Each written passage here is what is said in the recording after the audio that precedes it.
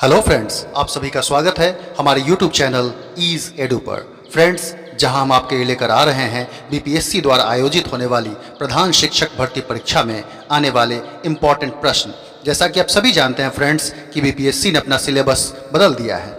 इसमें अब अलग अलग पैटर्न के सवाल आएंगे, जिसमें आज हम लेकर आए हैं सामान्य विज्ञान से जो कक्षा 8वीं तक के स्टैंडर्ड के प्रश्न पूछे जाएंगे। जैसा कि आप सभी जानते ही हैं, तो इसमें कक्षा 8वीं तक के स्टैंडर्ड के विज्ञान विषय से आधारित हम आपके लिए लेकर आए हैं 25 इंपॉर्टेंट प्रश्न, जो विज्ञान विषय में दहन चैप्टर से संबंधित है और इसके लिए एनसीईआरटी ही मानक पुस्तक होगी। तो फ्रेंड्स, वीडियो को पूरा देखिएगा ताकि आप दहन से जुड़े हुए किसी भी सवाल का आराम से जवाब दे सकें। हमारा पहला सवाल है, दहन के लिए आवश्यक शर्तें कौन कौन सी हैं? तो फ्रेंड्स, इसका राइट आंसर होगा नंबर 1 दहनशील पदार्थ की उपस्थिति, नंबर 2 ऑक्सीजन और तीसरा ज्वलन ताप की प्राप्ति। दरअसल दहनशील पदार्थ हम वैसे पदार्थों को कहते हैं जो दहन होने की क्रिया को पूर्ण कर सकते हैं। हर पदार्थ को नहीं जलाया जा सकता है, तो सबसे पहले वैसी चीजें ही आवश्यक हैं जो कि दहन के लायक हों। दूसरा चीज, किसी भी पदार्थ का दहन यानी कि जलने की क्रिया तभी होगी जब वहां ऑक्सीजन उपलब्ध होगा। बिना हवा के भी हम दहन की क्रिया नहीं कर सकते हैं। और तीसरा ज्वलन ताप की प्राप्ति, जब तक उसको हम ज्वलन ताप तक नहीं ले जाएंगे तब तक वह आग नहीं पकड़ेगा। आगे बढ़ते हैं फ्रेंड्स। अगला प्रश्न है, जिस तापक्रम पर कोई पदार्थ जलना शुरू कर देता है उसे क्या कहते हैं? तो फ्रेंड्स, इसका राइट आंसर होगा ज्वलन ताप। जी हाँ, ज्वलन ताप वह ताप कहलाता है जिस तापक्रम पर कोई पदार्थ जलना स्टार्ट करता है। जैसे आप देखते होंगे कि लकड़ी में अगर हम एक माचिस की तीली लेकर आग लगाएं तो अगर मोटी लकड़ी हो तो वह जल्दी आग नहीं पकड़ेगा, लेकिन उसी माचिस की तीली से आग पकड़ा करके और अगर हम गैस चूल्हे पर अगर बर्नर ऑन करके वहां पर माचिस की तीली ले जाएं तो वह बहुत जल्दी आग पकड़ लेगा। इसका मतलब जो एलपीजी हम लोग सिलेंडर में इस्तेमाल करते हैं उसका ज्वलन ताप कम है, जबकि लकड़ी का ज्वलन ताप उसकी तुलना में अधिक है। तो यानी कि कोई पदार्थ जिस तापक्रम पर जलना स्टार्ट कर देता है वही उसका ज्वलन ताप कहलाता है। फ्रेंड्स, आगे बढ़ते हैं। हमारा अगला सवाल है कि सफेद फास्फोरस को किस चीज में डुबाकर रखा जाता है? तो इसका राइट आंसर होगा पानी में। जी हाँ दोस्तों, सफेद फास्फोरस, अभी हम ज्वलन ताप की बात ही कर रहे थे कि उसी तरह से सफेद फास्फोरस जो होता है इसका ज्वलन ताप बहुत ही कम होता है। इसीलिए अगर इसे खुली हवा में छोड़ दिया जाए तो तुरंत ही ऑक्सीजन से अभिक्रिया कर लेगा और अपने आप जल उठता है सफेद फास्फोरस। श्वेत फास्फोरस भी इसको कहते हैं। इसीलिए यह आग न पकड़ ले, इसके कारण इसे हम पानी में डुबा कर रखते हैं। हमारा अगला सवाल है कि सोडियम को किस चीज के अंदर संग्रहित करते हैं? तो दोस्तों, इसका राइट आंसर होगा केरोसिन तेल में। सोडियम इतना ज्यादा इसका मतलब दहन हो जाता है जल्दी से, इतनी तेजी से अभिक्रिया कर लेता है कि अगर हम इसे हवा में खुला छोड़ देंगे, बिल्कुल खुली हवा में छोड़ने पर ऑक्सीजन से भी अभिक्रिया कर लेगा। यहां तक कि पानी में भी रख दें तब भी पानी के अंदर जो ऑक्सीजन है या उससे भी अभिक्रिया कर लेगा। इसीलिए हम श्वेत फास्फोरस की तरह इसे पानी में भी नहीं रख सकते हैं। इसीलिए सोडियम को केरोसिन में डुबा कर रखा जाता है ताकि यह आग न पकड़े। अगला सवाल है, लाल फास्फोरस की खोज कब हुई थी? तो फ्रेंड्स, इसका राइट आंसर होगा 1845। जी हाँ, 1845 ईस्वी में लाल फास्फोरस की खोज की गई थी। और ये सबसे मजेदार बात है क्योंकि लाल फास्फोरस का जब आविष्कार हुआ तभी आज हम माचिस का आविष्कार कर पाए और माचिस का उपयोग कर रहे हैं, क्योंकि माचिस में लाल फास्फोरस का ही उपयोग होता है। अगला सवाल इसी से रिलेटेड जिसकी बात कर रहे थे, माचिस की तीलियों और डिब्बी पर किस पदार्थ का उपयोग होता है? तो फ्रेंड्स, इसका राइट आंसर मैंने अभी बात की, लाल फास्फोरस होगा। आप देखते ही हैं लाल फास्फोरस का यूज करने पर लाल फास्फोरस श्वेत फास्फोरस की तुलना में इसका ज्वलन ताप अधिक होता है, इसीलिए यह अपने आप आग नहीं पकड़ता है। तो लाल फास्फोरस को जब हम रगड़ते हैं माचिस की तीली को लेकर, जब हम माचिस के उसके डिब्बी पर रगड़ते हैं तो दोनों में लाल फास्फोरस होता है। जब घर्षण देते हैं तो घर्षण के कारण ऊष्मा बढ़ जाती है। घर्षण के कारण ऊष्मा बढ़ने से ही वह आग पकड़ लेता है और माचिस की तीली में आग लग जाती है। नेक्स्ट क्वेश्चन है, मोम में कौन सा यौगिक पाया जाता है? तो इसका राइट आंसर होगा हाइड्रोकार्बन। जी हाँ, मोम जिससे कि मोमबत्ती बनती है उसमें मोम का जो उपयोग होता है मधुमक्खी के छत्ते से भी मोम प्राप्त होता है और पेट्रोलियम पदार्थों से भी मोम की प्राप्ति होती है। तो इसमें जो रासायनिक पदार्थ, जो रासायनिक यौगिक पाया जाता है वह होता है हाइड्रोकार्बन। हाइड्रोकार्बन कहने से यह स्पष्ट हो गया कि हाइड्रो का अर्थ हाइड्रोजन है और कार्बन तो कार्बन है ही, यानी वैसे यौगिक जो हाइड्रोजन और कार्बन के मिलने से बनते हैं उन्हें हम हाइड्रोकार्बन कहते हैं। तो फ्रेंड्स, मोम में जो रासायनिक पदार्थ होता है वह हाइड्रोकार्बन ही होता है। हमारा अगला सवाल है कि मोमबत्ती का जलना किस प्रकार का परिवर्तन है। तो फ्रेंड्स, इसका राइट आंसर होगा भौतिक और रासायनिक परिवर्तन दोनों। अब ये कैसे? भौतिक परिवर्तन हम वैसे परिवर्तनों को कहते हैं जिसमें पदार्थ के केवल बाहरी गुणों में परिवर्तन होता है और कोई नया पदार्थ नहीं बनता है। जबकि रासायनिक परिवर्तन वैसे परिवर्तन को कहा जाता है जिसमें पदार्थ के बाहरी गुण और भीतरी गुण, दैट मीन्स उसके रासायनिक गुण भी बदल जाते हैं और एक नए पदार्थ का निर्माण हो जाता है। जब मोमबत्ती जलती है तो मोमबत्ती के जलने पर मोम पिघलकर नीचे की तरफ भी आ रहा होता है। यह घटना भौतिक परिवर्तन है। क्यों? क्योंकि जब मोम पिघलकर नीचे गिरेगा और फिर वह ठोस रूप में जम जाएगा तो फिर से वह पहले जैसा मोम ही बन जाएगा।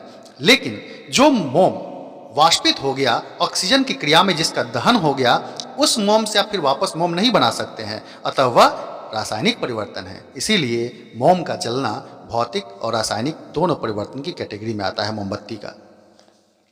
नेक्स्ट क्वेश्चन है, माचिस का आविष्कार किसने किया? तो फ्रेंड्स, इसका राइट आंसर होगा कार्ल लुंडस्टैन ने 1855 ईस्वी में। ये स्वीडन के वैज्ञानिक थे कार्ल लुंडस्टैन, जिन्होंने 1855 ईस्वी में माचिस का आविष्कार किया। और ये आपको बता चुके थे, जब लाल फास्फोरस का आविष्कार हुआ उसके बाद ही माचिस का आविष्कार हो पाया।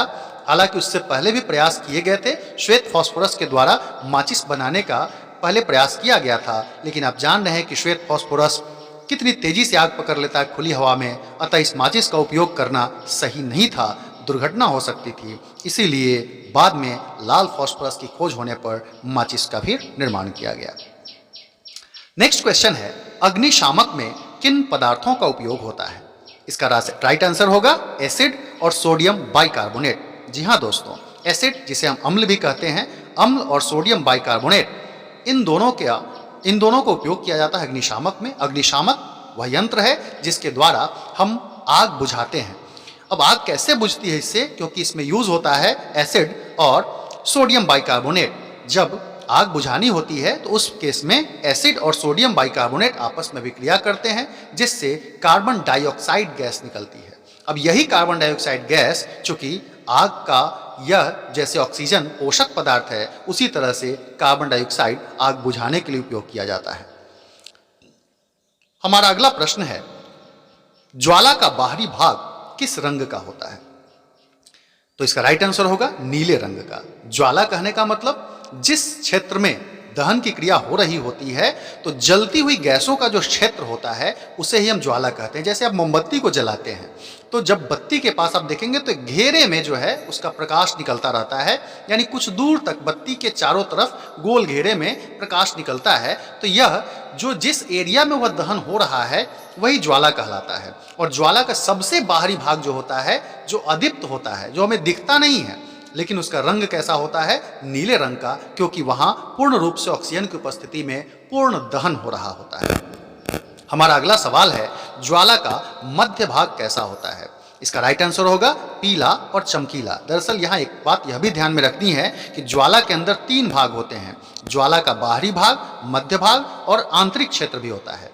तो ज्वाला का बाहरी भाग जैसे हमने अभी बात की कि नीले रंग का होता है, वैसे ही मध्य भाग जो हमें दिखता है पीले रंग का चमकीला क्षेत्र, जो हमें किसी चीज को जलाने पर दिखने लगता है, दरअसल वह ज्वाला का मध्य भाग होता है।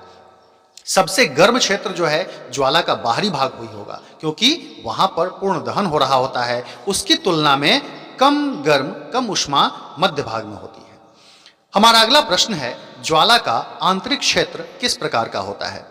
तो राइट आंसर होगा इसका काले रंग का। जी हाँ दोस्तों, आंतरिक क्षेत्र में चूंकि ऑक्सीजन पूर्णतः पहुंच ही नहीं पाता है, इसीलिए वहां दहन की क्रिया होती ही नहीं है। इसीलिए ज्वाला का आंतरिक भाग काले रंग का होता है और यह सबसे कम ऊष्मा वाला क्षेत्र होता है। हमारा अगला सवाल, एलपीजी में मुख्यतः कौन सा पदार्थ होता है? इसका राइट आंसर होगा ब्यूटेन। एलपीजी सभी लोग अपने घर में इस्तेमाल करते हैं। LPG means liquefied petroleum gas, द्रवीभूत पेट्रोलियम गैस, जिसे हम अपने घर में सिलेंडर में हमेशा इस्तेमाल करते हैं। और इसमें जो रासायनिक पदार्थ होते हैं या कई गैसों का हालांकि मिश्रण होता है, लेकिन मुख्य रूप से सबसे अधिक मात्रा में इसमें ब्यूटेन ही पाया जाता है। हमारा अगला प्रश्न, वैसी रासायनिक अभिक्रिया जिसमें ऊष्मा और प्रकाश उत्पन्न होता है क्या कहते हैं? तो फ्रेंड्स, इसका राइट आंसर होगा दहन।